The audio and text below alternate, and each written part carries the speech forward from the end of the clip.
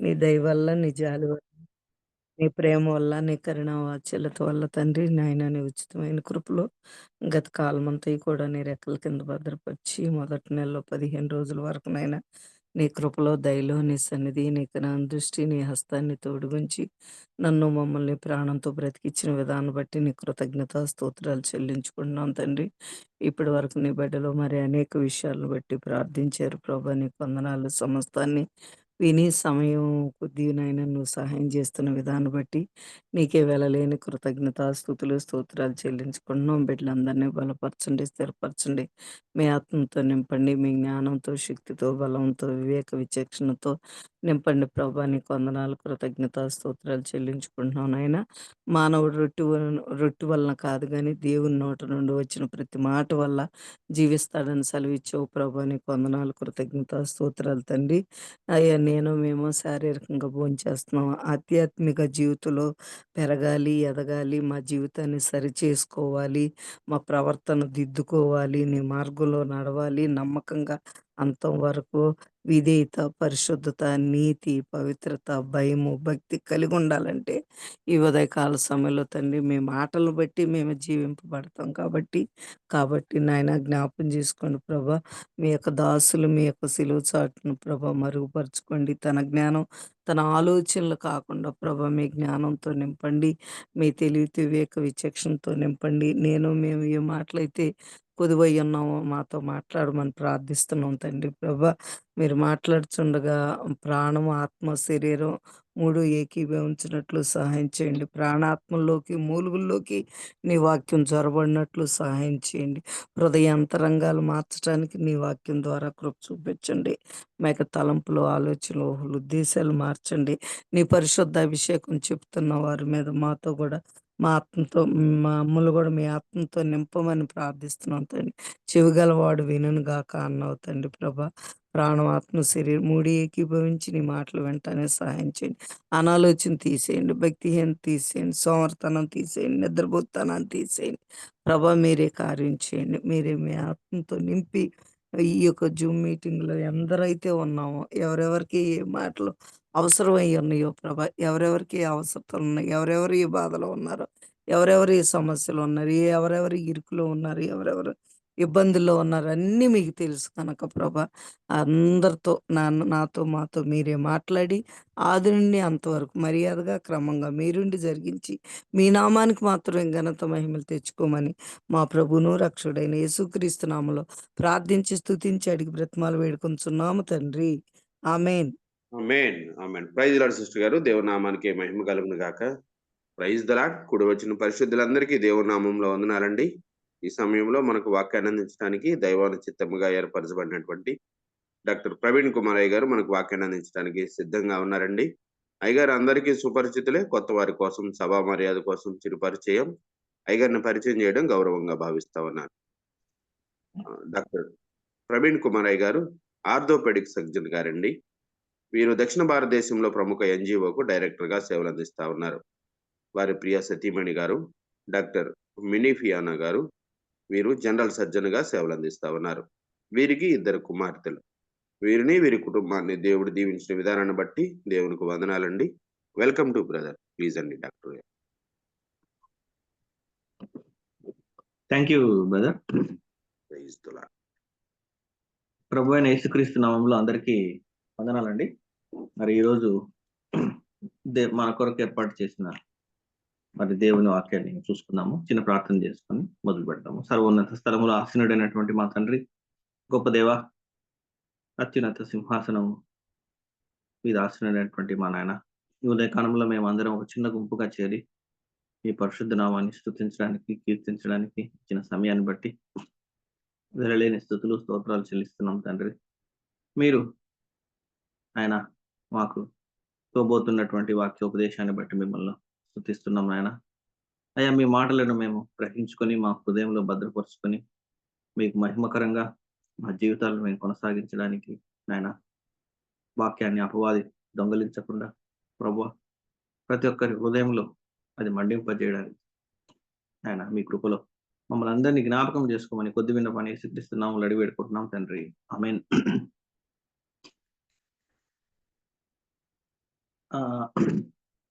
అపోస్తుల కార్యం నుంచి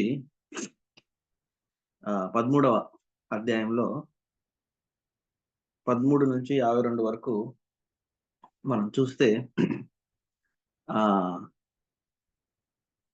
మరి అపోస్తులు అయినటువంటి పౌలు తాను మొట్టమొదటిగా మెసేజ్ ఇచ్చినటువంటి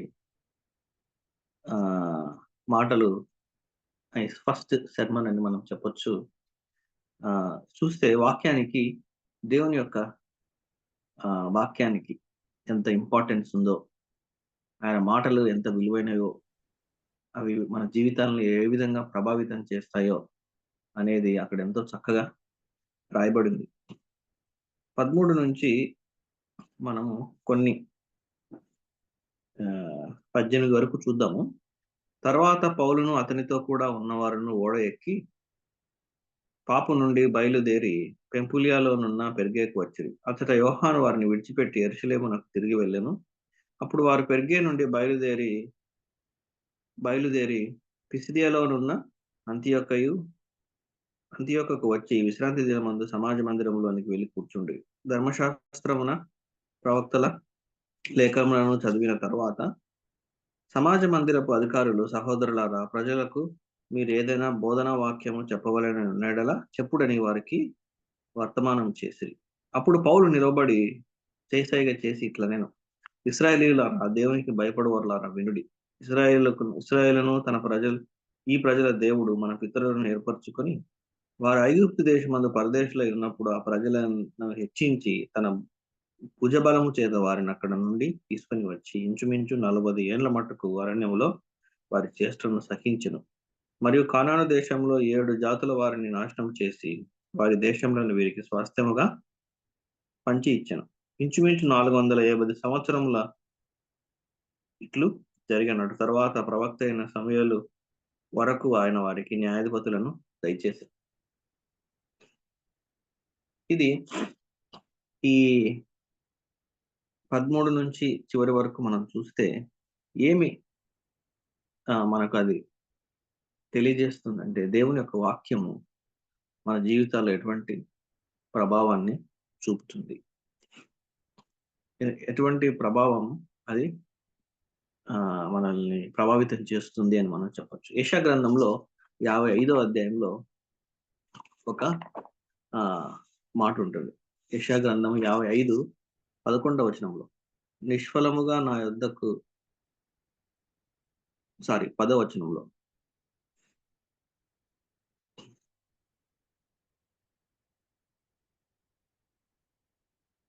వర్షమును హిమమును ఆకాశము నుండి వచ్చి అక్కడికి ఏలాగు మరలక భూమిని తడిపి విత్తువానికి విత్తనమును భుజించువానికి ఆహారమును కలుగుటకై అది చిగిర్చి వర్ధిల్లునట్లు చేయునో, అలాగే నా నోటు నుండి వచనము ఉండును. అంటే ఇప్పుడు ఉన్నటువంటి ప్రస్తుత కాల పరిస్థితిలో ఏంటంటే, దేవుని వాక్యము ఎంతో స్థిరమైనది, అది ఎంతో విలువైనది అనే ఆలోచన నుంచి విశ్వాసి కొంచెం దూరంగా జరిగి దానికి ఏమన్నా జోడించాలి, దానికి ఏమన్నా అటాచ్ చేయాలి, అటాచ్ చేస్తేనే అది కొంచెము ప్రభావితం అవుతుంది. లేదంటే దానికి ఏదన్నా అద్భుత కార్యాలు దానికి జరిగించాలి, అటాచ్ చేయాలి, లేదంటే ఇంకా ఇంకా ఏమైనా కానీ ఎనీథింగ్, అది జస్ట్ గాడ్. మనం పోతున్నామేమో మనల్ని మనము పరీక్షించుకోవాలి.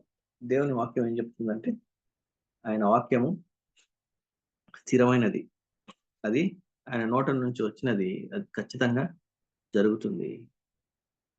God's word can accomplish God's works. అంటే దేవుని యొక్క వాక్యము ఆయన కార్యాలను సంపూర్ణ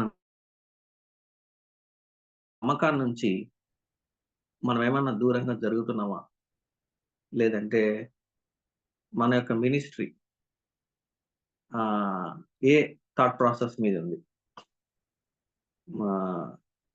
ఎంత ఇంపాక్ట్ఫుల్ గా నేను చేయగలుగుతున్నాను, అంటే ప్రభావితమైనటువంటి పరిచర్య చేయడానికి కేవలం దేవుని వాక్యం మీదనే నేను ఆధారపడుతున్నాను. ఒక ప్రశ్న మనం వేసుకోవాల్సి, ప్రభావితమైనటువంటి పరిచర్య చేయడానికి కేవలము దేవుని వాక్యాన్నే నేను ఆధారం చేసుకుంటున్నానా, లేదంటే దేవుని వాక్యానికి ఇంకా ఏమైనా దాన్ని అటాచ్ చేసి జోడించి అది ప్రభావితం అవుతుంది అనే అపోహలో విశ్వాసులైనటువంటి మనము జీవిస్తున్నామా అనే ప్రశ్న మనము వేసుకోవాలి. అదే పౌలు ఇక్కడ అంతియోకలో పౌలు, బర్నబాసు వాళ్ళందరూ కూడా చేరినప్పుడు సమాజ మందిరంలో వాళ్ళు అడుగుతున్నారు, ఏదైనా ఒక్కటి బోధించండి, మాకు ఏదైనా ఒకటి బోధించండి అంటే పౌలు నిలబడి అక్కడ ఆయన మాట్లాడుతున్నాడు.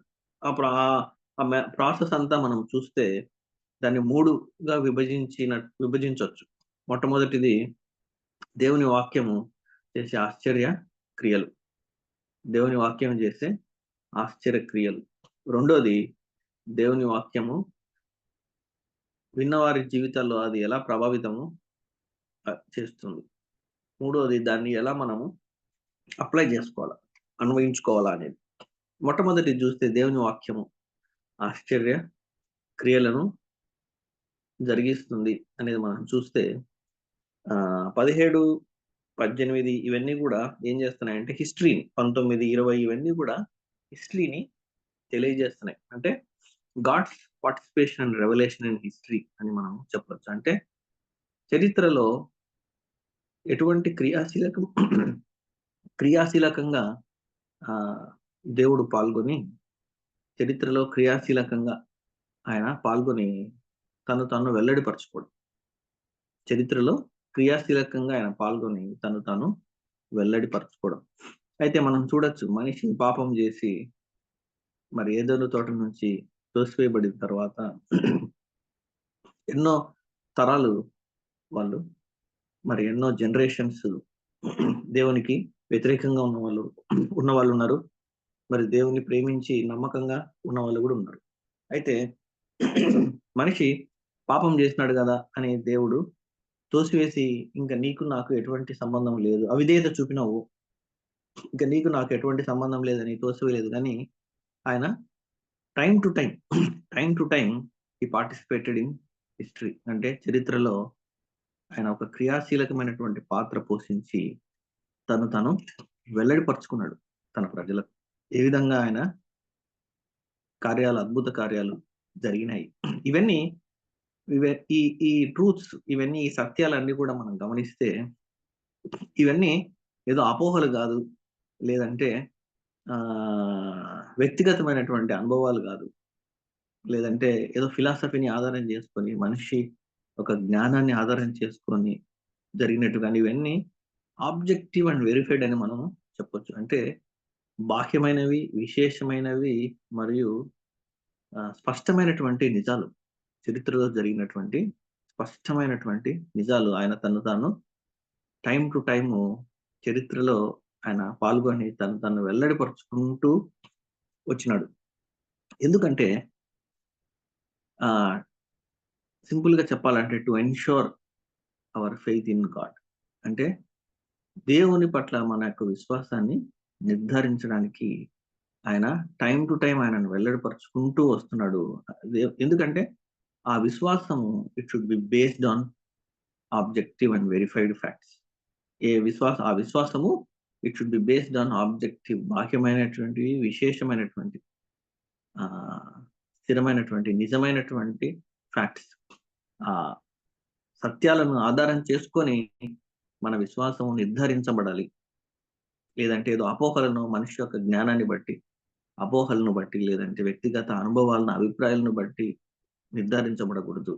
దేవుని పట్ల మన యొక్క విశ్వాసము ఆ సత్యాలను ఆధారం చేసుకొని నిర్ధారించబడాలి అని చరిత్రలో ఆయన సమయానుకూలంగా, అంటే సమయాన్ని ఆధారం చేసుకొని ఆయన పాల్గొని he revealed himself, he participated in history and revealed himself అని మనము చెప్పొచ్చు. ఆ 17, 18, 19, 20 కూడా చూసినప్పుడు 21వ వచనంలో ఏముంటుంది? ఆ తర్వాత వారు రాజు కావాలని కోరగా దేవుడు బెన్యామీను గోత్రీయుడును క్రీస్తు కుమారుడునైన కీషు కుమారుడునైన సౌలును వారికి 40 ఏళ్ళ వరకు దయచేసి. సో ఇదంతా కూడా ఒక విధంగా మనము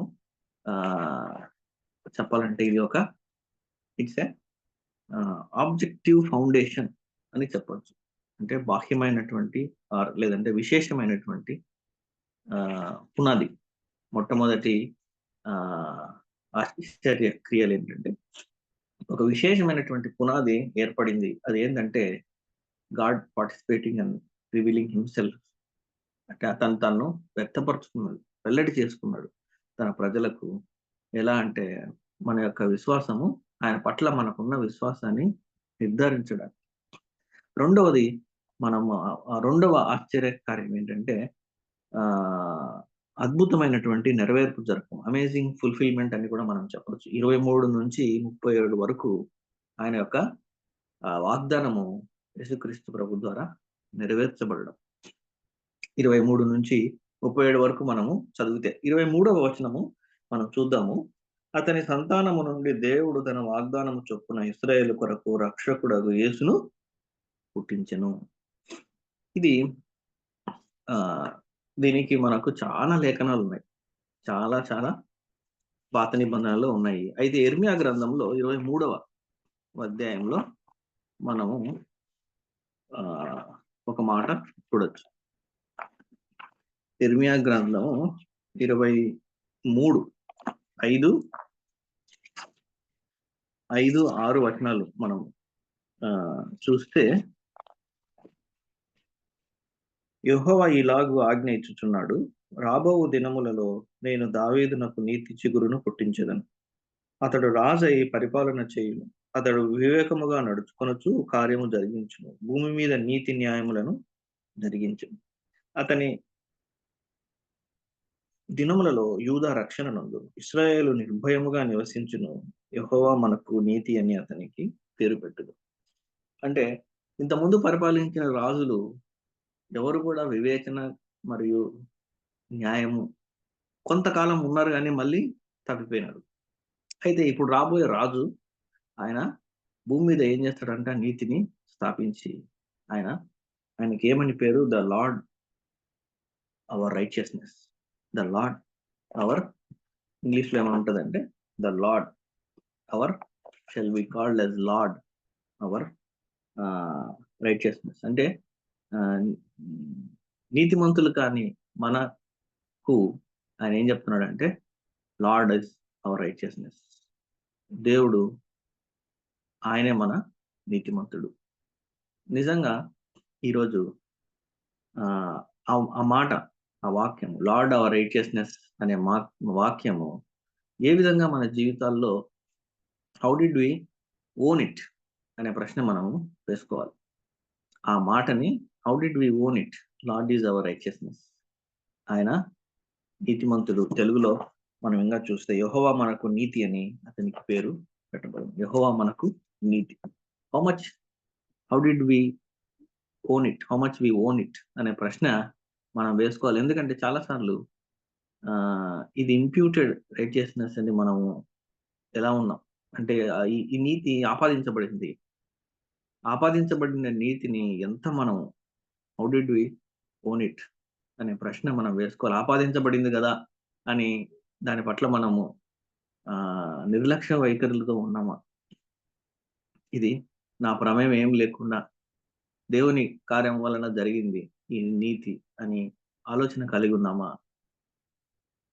ఎంతో గొప్ప కార్యం చేసి ఆయన మనల్ని నీతిమంతులుగా తీర్చినాడు యేసుక్రీస్తు ప్రభు వారి త్యాగం వలన. So how did we own that sentence? Lord is our righteousness. యెహోవా నీతి అని, ఆయన మనకు నీతి అని పేరు పెట్టబడను. తర్వాత ఈ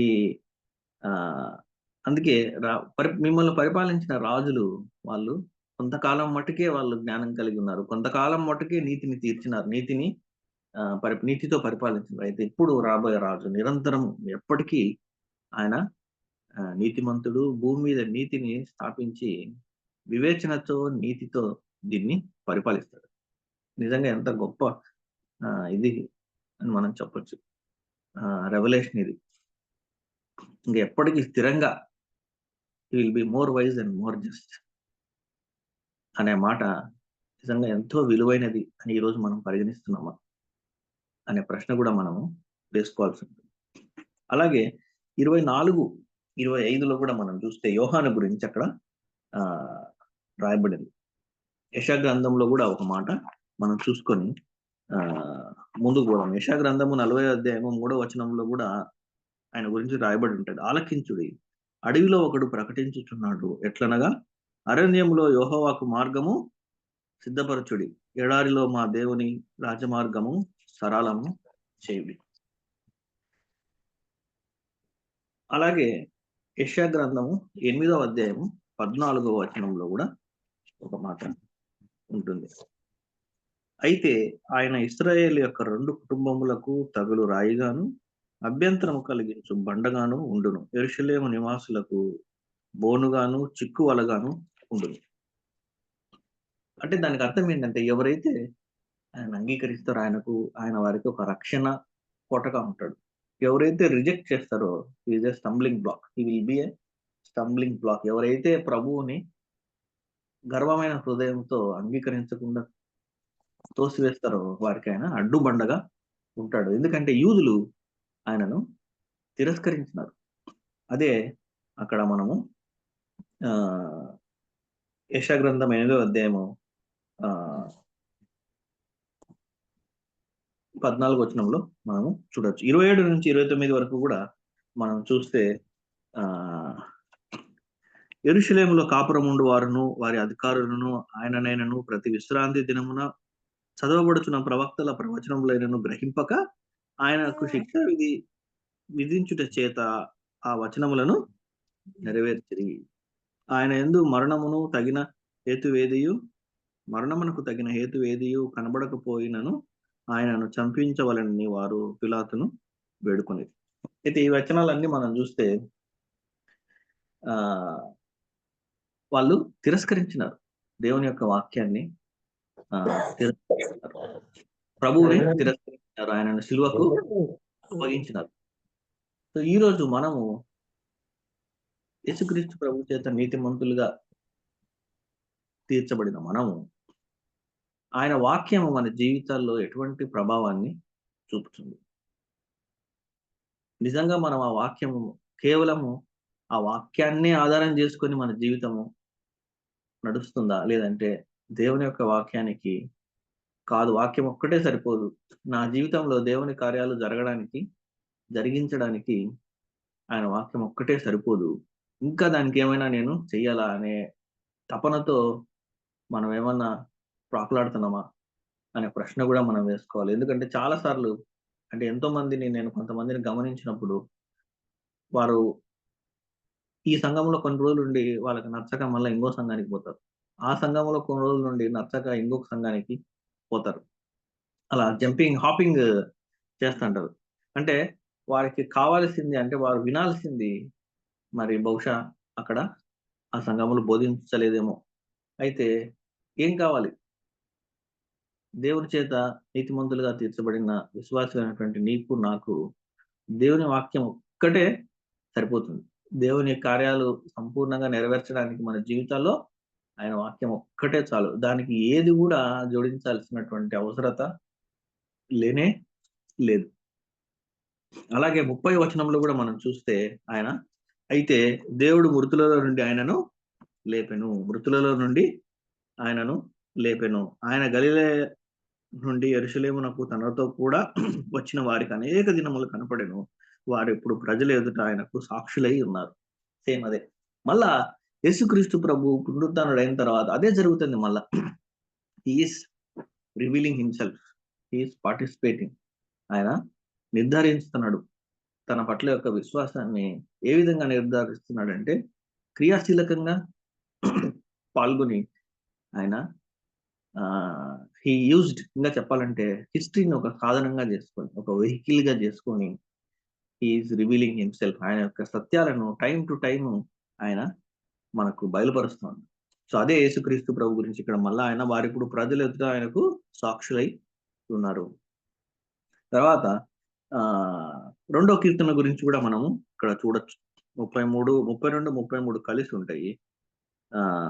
దేవుడు యేసుని లేపి పితరులకు చేసిన వాగ్దానమును మన పిల్లలకు నెరవేర్చి ఉన్నాడని మేమును మీకు సువార్త ప్రకటించుచున్నాము. అలాగే నీవు నా కుమారుడవు, నేను నిన్ను కంటిని అని 2వ కీర్తన యందు వ్రాయబడి ఉన్నది. 2వ కీర్తన 7వ అధ్యాయంలో కూడా మనం ఆ మాట కీర్తన 2:7 కూడా మనము ఆ మాట చూడొచ్చు. కట్టడను నేను వివరించెదను, యెహోవా నాకు ఇలాగూ సెలవిచ్చెను, నీవు నా కుమారుడవు, నేడు నిన్ను కని ఉన్నాను. సో యేసుక్రీస్తు ప్రభు వారి గురించి, వారి యొక్క పునరుత్థానం గురించి ఆయన బోధిస్తూ 2వ కీర్తన లేదంటే మళ్ళా కీర్తన 16:10 కూడా కోట్ చేసినట్లు మనం అక్కడ చూస్తాం. అయితే ఇంకొక మూడవ ఆశ్చర్యకార్యం ఏంటంటే గొప్ప రక్షణ మనకు ఇవ్వబడింది. యేసుక్రీస్తు ప్రభు ద్వారా ఒక గొప్ప రక్షణ మనము పొందుకున్నాం. 38, 39 చూస్తే 38, 39 కాబట్టి సహోదరులారా, మీకు ఈయన ద్వారానే పాపక్షమాపణ ప్రచురమగుచున్నదనియు, మీరు మోషే ధర్మశాస్త్రం వలన ఏ విషయములలో నీతిమంతులుగా తీర్చబడలేకపోతురో ఆ విషయములన్నిటిలో విశ్వసించు ప్రతివాడును ఈయన వలననే నీతిమంతుడుగా తీర్చబడుననియు మీకు తెలియగాక. అంటే మోషే ధర్మశాస్త్రము మనల్ని పాపం నుంచి రక్షించలేదు. ధర్మశాస్త్రాన్ని పాటించాలి అని ఇంకా మనం అనుకున్నప్పుడు, ఎప్పుడైతే మన శక్తితో దాన్ని పాటించగలము అని, మన సొంత శక్తితో పాటించగలము అని అనుకున్నప్పుడు, the more it showed us we are a failure. అది మనము పాటించలేము. అది ఎంత పాటించుతంటే అది మన వలన కాదు. మనిషి శక్తి సరిపోదు దేవుని ఎదుట నీతిమంతుడుగా తీర్చబడ్డానికి అనేది మనం గ్రహించుకుంటాము.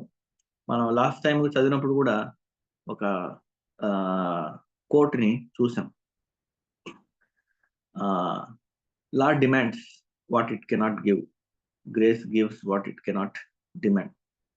So law demands what it cannot give. ఎంత ప్రయత్నం చేసినా కానీ మనిషి ధర్మశాస్త్రాన్ని సంపూర్ణంగా నెరవేర్చలేడు. ఆ ప్రయత్నంలో హీజ్ ఫెయిల్యూర్. నేను చేయలేను, అసమర్థుణ్ణి అనే గ్రహింపు అతనికి కలుగుతుంది. సో యేసుక్రీస్తు ప్రభు వారిని ఎవరైతే విశ్వసిస్తారో వారు నీతిమంతులుగా తీర్చబడతాడు. The only one and only possible way is through Jesus అనే మాట మనం అక్కడ చూస్తున్నాం. 39లో కూడా ఒక మాట ఉంటుంది,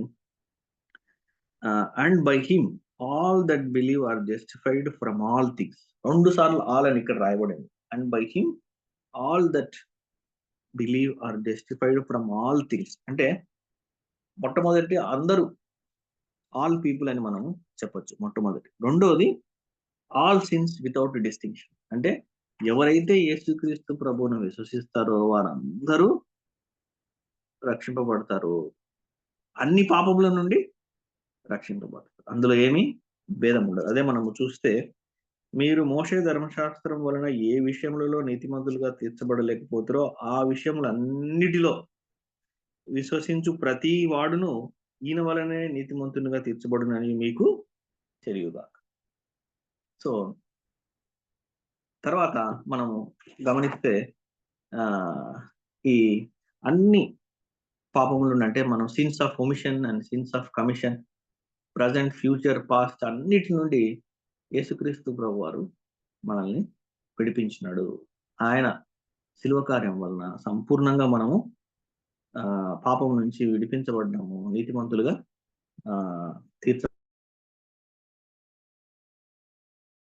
మనం నేర్చుకుంది దేవుని యొక్క ఆశ్చర్య కార్యాలు. అవి ఏంటంటే అవి ఆ 3 ఏ విధంగా మనం విభజించవచ్చు అంటే, అక్కడ ఒక ఆబ్జెక్టివ్ ఫౌండేషన్ అంటే ఒక విశేషమైనటువంటి పునాది.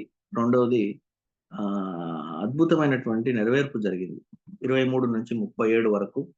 నెక్స్ట్ 38, 39 మనం చూస్తే అది దేవుని యొక్క వాక్యము చేసినటువంటి ఆశ్చర్య కార్యాలు. అవన్నీ సత్యాలు అని ఆ ఫౌండేషన్ ఆధారం చేసుకొని ఆయన తన మెసేజ్ను, ఆయన సెర్మన్ను మొదలు పెట్టడము జరిగింది.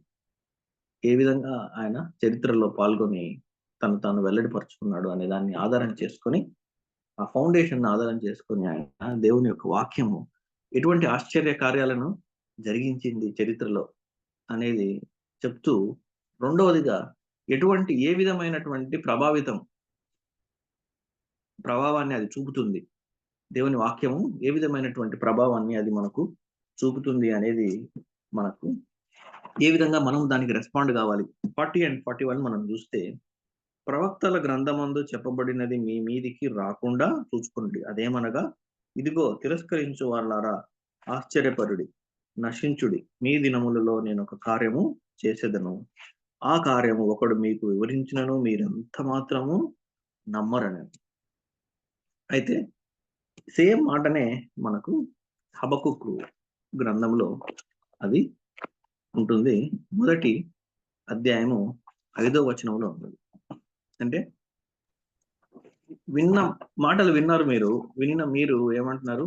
జాగ్రత్తగా చూసుకోండి. ఏదో తిరస్కరించు వారలారా ఆశ్చర్యపడు. అదే ఇశ్రాయేల్ కూడా దేవుని వాక్యాన్ని తిరస్కరించి ఎంతో పాపంలో పడిపోయి ఎంతో అన్యాయంగా మరి వాళ్ళు జీవితంలో కొనసాగిస్తున్నారు. అప్పుడు మరి హబకుకు అంటున్నాడు, మొదటి అధ్యాయం 2వ వచనం చూస్తే, యెహోవా నేను మొరపెట్టినను నీవెన్నాళ్ళు ఆలకించకుందువు, బలాత్కారము జరుగుచున్నదని నేను నీకు మొరపెట్టినను నీవు రక్షింపకై ఉన్నావు. నన్నెందుకు దోషము చూడనిచ్చుచున్నావు, బాధ నీవేళ ఊరకయ్యే చూచుచున్నావు. ఎక్కడ చూచినను నాశనమునకు బలాత్కారమును అగుపడుచున్నవి, జగడమును కలహమును రేగుచున్నవి. అందువలన ధర్మశాస్త్రము నిరర్థకమాయను, న్యాయము ఎన్నడూను జరగకుండా మానిపోయెను. భక్తిహీనులు వచ్చి నీతిపరులను చుట్టుకొందురు, న్యాయము చెడిపోవచ్చున్నది. అప్పుడు మరి ఆయన ఏమంటున్నాడు? అన్యజనులలో జరుగునది చూడుడి, ఆలోచించుడి, కేవలము విస్మయము నందుడి. మీ దినములలో నేను ఒక కార్యము జరిగింతును, అలాగు జరుగునని ఒక్కడు మీకు తెలిపినను మీరు అతని నమ్మకయిందురు. అంటే మీ మీదకి ఒక గ్రూప్ వస్తుంది, వాళ్ళు వచ్చి మిమ్మల్ని నాశనం చేసి మిమ్మల్ని చెరపట్టి తీసుకొని పోతారు అని తర్వాత 6 నుంచి మనము ఆ వచనాలు మనము చూడొచ్చు. అయితే ఇది 2వ అధ్యాయము 3వ వచనంలో కూడా హబకుకు 2:3లో, ఆ దర్శన విషయము నిర్ణయకాలమున జరుగును, సమాప్తమగుటకై అతురపడుచున్నది, అది తప్పక నెరవేరును. అది ఆలస్యముగా వచ్చినను దాని కొరకు కనిపెట్టుము, అది తప్పక జరుగును, జాగు చేయక వచ్చును. అంటే హబకుకు ఏమన్నాడంటే, అయ్యో ఇంత అన్యాయం జరుగుతుంది, ఇంత పాపం జరుగుతుంది, దేవుడు ఊరుకున్నాడు, ఆయన సైలెంట్ గా ఉన్నాడు, ఆయన ఏం చేయడం లేదు. కానీ దేవుడు ఏం చెప్తున్నాడంటే, ఐఎమ్ అట్ వర్క్. నేను సైలెంట్ గా ఉన్నట్టు కనిపిస్తుంది కానీ ఐఎమ్ అట్ వర్క్. ఒక కార్యం జరగబోతుంది. అది ఆ కార్యము అతి భయంకరమైనటువంటి కార్యము ఇశ్రాయేల్ మధ్య జరగబోతుంది. అది ఒకటి చెప్పినా గానీ వాళ్ళు దాన్ని నమ్మరు. అదే మనం ఇందాక అక్కడ చూసినట్టు మాట. జరుగునని ఒకడు మీకు తెలిపినను మీరు అతని నమ్మకయుందురు. అయితే ఏమంటున్నాడు? ఇది జరుగుతుంది, ఇట్ విల్ షూర్లీ కమ్ 2:3లో. కానీ ఏం చేయాలా?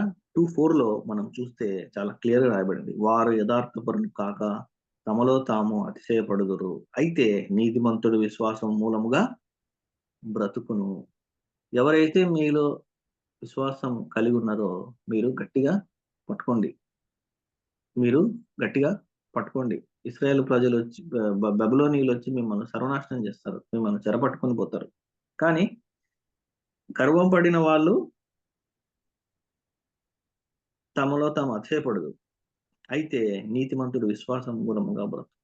మీరు విశ్వాసం కలిగి ఉండండి, వెయిట్ చేయండి, ఒక రోజు వస్తుంది, మిమ్మల్ని విడిపిస్తాను. విశ్వాసాన్ని కలిగి ఉండండి. విశ్వాసం కలిగి నన్ను నమ్ముకొని చెరపట్టిపోయిన మీరు మీ జీవితాన్ని కొనసాగించండి, వదిలిపెట్టద్దండి, అతిశయపడద్దండి, గర్వాన్ని కలిగి ఉండద్దండి. హృదయంలో నుంచి దాన్ని నిర్మూలన చేసి మిమ్మల్ని మీరు తగ్గించుకోండి. ఎవరైతే ఆ విధంగా ఉంటారో తిరిగి ఐ విల్ రెస్టోర్ యు అని అది హబకుకులో మనము చూడొచ్చు. అదే ఇక్కడ తిరిగి మళ్ళా మనము యాక్ట్స్ లోకి వచ్చినప్పుడు ఆ మాట ఆయన పౌలు గారు ఆ కోట్ తీసుకొని ఆయన చెప్పినట్టు మనము చూస్తాం. 41 వర్స్. వారు సమాజ మందిరంలో నుండి వెలుచుండగా ఈ మాటలను మరుసటి విశ్రాంతి దినమున తమతో చెప్పవలెనని జనులు వేడుకొనేది. చూడండి, 2 గ్రూప్స్ మనం ఇక్కడ చూడొచ్చు. పౌలు బోధించిన తర్వాత ఒకరేమో చాలా ఆయన వెంటబడి మాకు ఇంకా చెప్పండి, ఇంకా చెప్పండి, మాకు ఇంకా తెలియజేయండి అని ఆశతో ఉన్నారు. అందులో యూదా మత ప్రతిష్ఠులు కూడా ఉన్నారు. మనం 43 చూస్తే, సమాజ మందిరములోని వారు లేచిన తర్వాత అనేకులు యూదులను, భక్తిపరులైన యూదా మత ప్రవిష్టులను, పౌలును బర్నబాసును వెంబడించిరి. వీరు వారితో మాట్లాడుచు దేవుని కృపయందు నిలకడగా ఉండవలెనని వారిని హెచ్చరించింది. ఈ కృప వలనే మనం రక్షింపబడినాము, ఈ కృపలో నిలకడగా ఉండండి అని వారికి బోధిస్తున్నారు. అయితే ఇంకొక గ్రూప్ ఉంది. ఇంకొక గ్రూప్ ఏం చేస్తున్నారు? వాళ్ళు వ్యతిరేకంగా తోసివేసే గ్రూప్. అంటే హృదయం గర్వంతో నిండిపోయి వారు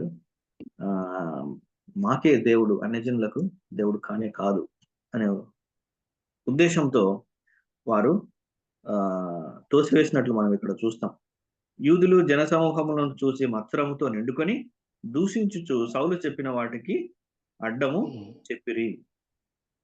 అప్పుడు పౌలును బర్నబాయు ధైర్యముగా ఇట్లనిది, దేవుని వాక్యము మొదట మీకు చెప్పుట ఆవశ్యకమే, అయినను మీరు దానిని త్రోసివేసి మిమ్మును మీరే నిత్య జీవమునకు అపాత్రులుగా ఎంచుకొనుచున్నారు గనుక ఇదిగో మేము అన్యజనుల యొద్దకు వెళ్ళుచున్నాం. ఇదిగో మేము అన్యజనుల యొద్దకు వెళ్ళుచున్నాం. సో ఏ విధంగా అది మన జీవితంలో, మన లైఫ్లో అది ప్రభావితం చేస్తుంది? దాన్ని అంగీకరిస్తున్నామా, లేదంటే దాన్ని తిరస్కరిస్తున్నామా? దేవుడు మన జీవితంలో ఆయన చిత్తానుసారంగా నెరవేర్చే కార్యాలు కొన్ని మనం ఆయనను హత్తుకోవడానికి, ఆయన దగ్గరికి రావడానికి కొన్నిసార్లు మనకు అతి భయంకరమైనటువంటి శ్రమ మనకు వస్తుంది.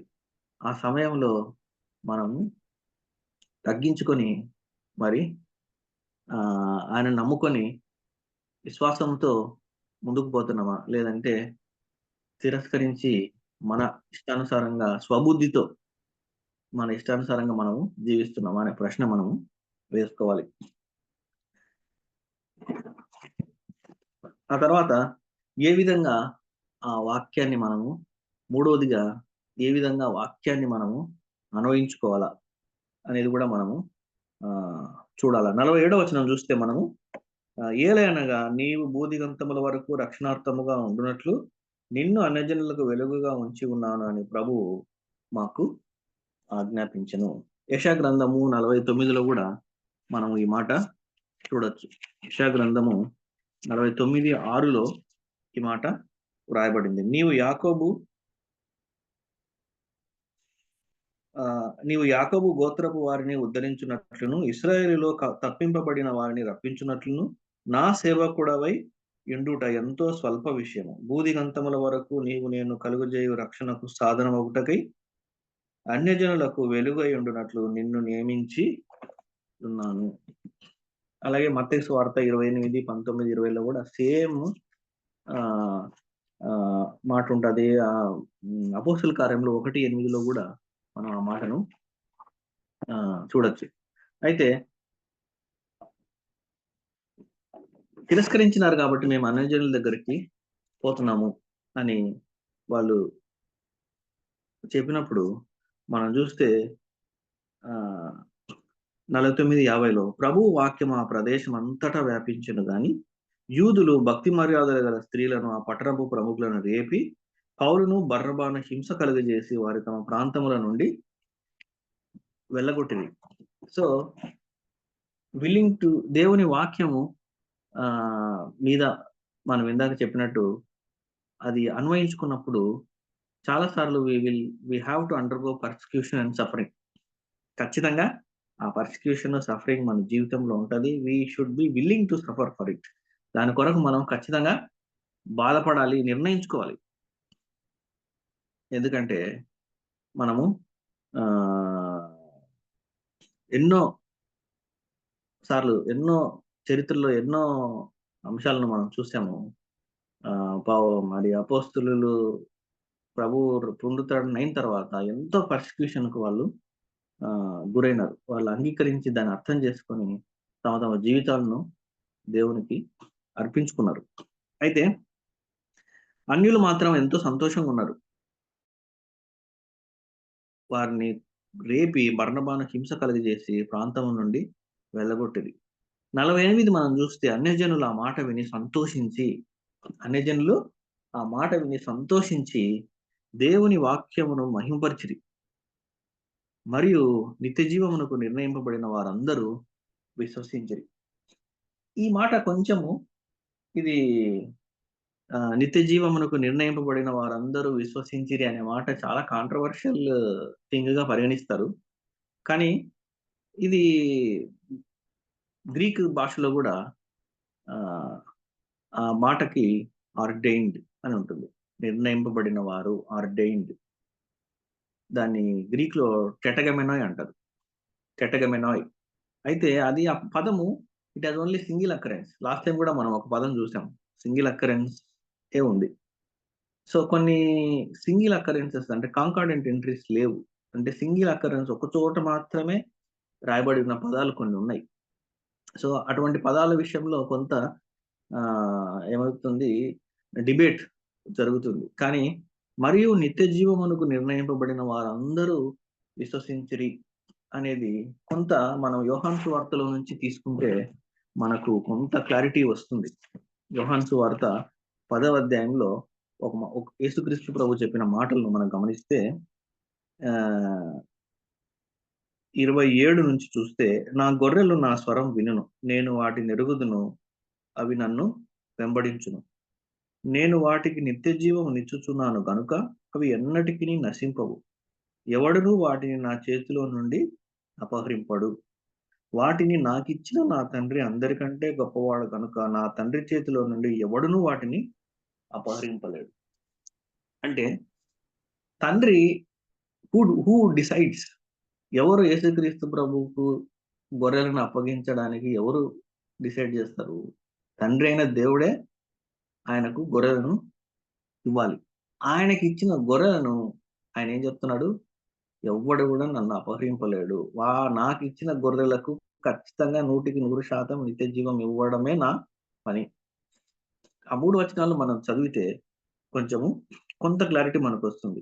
నేను వాటికి నిత్య జీవము నిచ్చుచున్నాను గనుక అవి ఎన్నటికీ నశింపవు, ఎవడును వాటిని నా చేతిలో నుండి అపహరింపడు, వాటిని నాకిచ్చిన నా తండ్రి అందరికంటే గొప్పవాడు.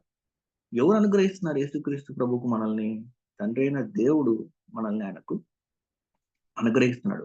నాకిచ్చిన వాటిని నేను వాటికి నిత్య జీవము ఖచ్చితంగా అనుగ్రహిస్తాను. అవి తప్పిపోవు. నా దగ్గర తప్పిపోవు అనడం కంటే కూడా నాకు ఇచ్చిన వాడు అంతకంటే గొప్పవాడు కాబట్టి ఎవడు వాటిని అపహరింపలేడు అనేది చాలా క్లియర్ గా ఆయన చెప్తున్నాడు. అదే కూడా ఇక్కడ మనము మరియు నిత్య జీవముకు నిర్ణయింపబడిన వారందరూ విశ్వసించిరి అనే మాట దానికి దీనికి చాలా మనము కొరిలేట్ చేసి చదవచ్చు. ఆ తర్వాత మళ్ళీ మనం చూస్తే 51 చూస్తే, వీరు తమ పాదధూళిని వారి తట్టు దులిపివేసి ఇకోనియాకు వచ్చిరి. అయితే శిష్యులు ఆనందభరితులై పరిశుద్ధాత్మతో నిండిన వారే. శిష్యులందరూ ఎంతో సంతోషంగా, ఎంతో మంది అన్యులు ప్రభు ఒక వాక్యాన్ని విన్నారు. ఆ మాట విని సంతోషించి దేవుని వాక్యాన్ని మహిమపరిచినారు. యూదా మత ప్రవేశిస్తులు కూడా వారి వెంటబడి వారి దగ్గర నేర్చుకున్నారు అని చాలా సంతోషభరితులై వాళ్ళు మరి ఇకోనియాకు వచ్చినట్లు మనం అక్కడ చూస్తాం. మరి ముగించే ముందు కొన్ని విషయాలు మీ ముందు ఉంచుతున్నాను. మనము మొట్టమొదటిగా మనం అర్థం చేసుకోవాల్సింది ఏంటంటే, దేవుని యొక్క వాక్యము దేవుని యొక్క కార్యాలను అది సంపూర్ణంగా నెరవేరుస్తుంది. దానికి ఏది కూడా జత చేయాల్సిన అవసరత లేదు, జోడించాల్సిన అవసరత లేనే లేదు.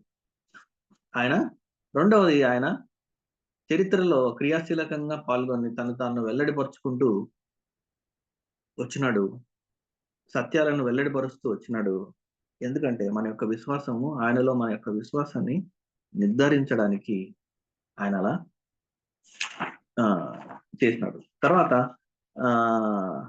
ఒక అద్భుతమైనటువంటి నెరవేర్పును మనము చూసినాం 23 నుంచి 37 వరకు. తర్వాత ఆయన యొక్క గొప్ప రక్షణ గురించి మనము చదివాం. ఏ విధంగా ఆ వాక్యము మన జీవితంలో అది ప్రభావితం చూపుతుంది, ఎవరు దాన్ని తిరస్కరిస్తారు, ఎవరు దాన్ని అంగీకరిస్తారు. అంగీకరించిన వాళ్ళు, తిరస్కరించిన వారికి అదేంటి, it is a stumbling black, అడ్డు బండ. ఎవరైతే దాన్ని అంగీకరించి విశ్వాసంతో ఆయన్నే పట్టుకొని ఉంటారో చివరి వరకు, ఖచ్చితంగా వాళ్ళు చివరి వరకు ఆయన వారితో మనతో ఉంటాడు. చివరిగా మనము హబక్కుకులో తర్వాత ఆ వాక్యాన్ని ఏ విధంగా మనం అన్వయించుకోవాలా మన జీవితాల్లో, దాన్ని ఎలా అప్లై చేయాలా, అప్లై చేసినప్పుడు వచ్చే సమస్యలు ఏంటి అంటే ఏ విధమైనటువంటి పర్సిక్యూషన్, సఫరింగ్ గుండా మనము లోన్ అవుతాము. లోన్ అయినా కానీ మనము ధైర్యంగా, నిర్భయంగా మనం ముందుకు కొనసాగాలి. వాళ్ళు హింస కలుగు చేసినారు కానీ వాళ్ళు దేవుని యొక్క వాక్య పరిచర్ను వదిలేలా. మనం బాగా గమనిస్తే అక్కడ నుంచి వెళ్ళిపోయి పాదధూళి వారి తట్టు దులిపివేసినారు. ఆనందభరితులై పరిశుద్ధాత్మతో నిండిన వారైతే మనం చూసినాం. సో మనం కూడా దేవుని యొక్క వాక్యము మన జీవితాల్లో ఆయన కార్యాలను సంపూర్ణంగా నెరవేర్చగలదు అని నమ్మి ఆయన వైపు చూస్తూ మన ప్రయాణాన్ని కొనసాగించడానికి పరిశుద్ధాత్మ దేవుడు మనకు సహాయం చేయనుగాక. ఆమేన్. థ్యాంక్ యూ డాక్టర్ గారు, మరి చాలా చక్కని విషయాలు థ్యాంక్ యూ. Thank you. అపోస్తల కార్యం పౌలు పరిచర్య ద్వారా ప్రభావితమైన పరిచర్య చేయడానికి కేవలము దేవుని వాక్యాన్ని ఆధారం చేసుకోవాలని, మరి దేవుని వాక్యం చేసే ఆశ్చర్యక్రియలు మరి విన్నవారి జీవితంలో ఎలా ప్రభావితం చేశాయి, ఎలా మనం అప్లై చేసుకోవాలి, మరి ఆయన వైపే చూస్తూ మన జీవితాన్ని గడపాలని ముగించినందుకు చాలా వర్చువల్ ప్రేయర్ ఫ్యామిలీ తరఫున మీకు ప్రత్యేక వందనాలు తెలియజేస్తున్నానండి. మరి ముగింపు ప్రార్థన, పరలోక ప్రార్థన ఆశీర్వాదం అవ్వాల్సిందిగా పాస్టర్ మురళీ బాబాయ్ గారు.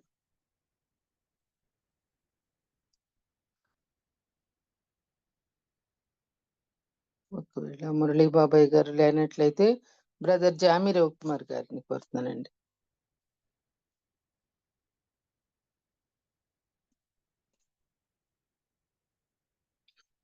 ముగింపు ప్రార్థన చేయవలసిందిగా బ్రదర్ జామి రవికుమార్ గారు.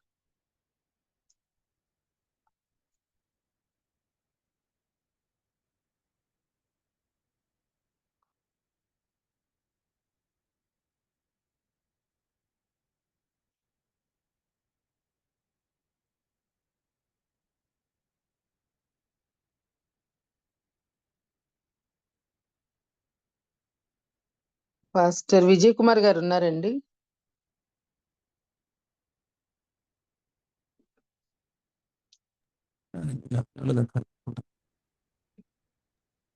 ఈ పాస్టర్స్ ఉన్నారండి ఎవరు? పాస్టర్ సుశీలవాస్ గారు ఉన్నారు.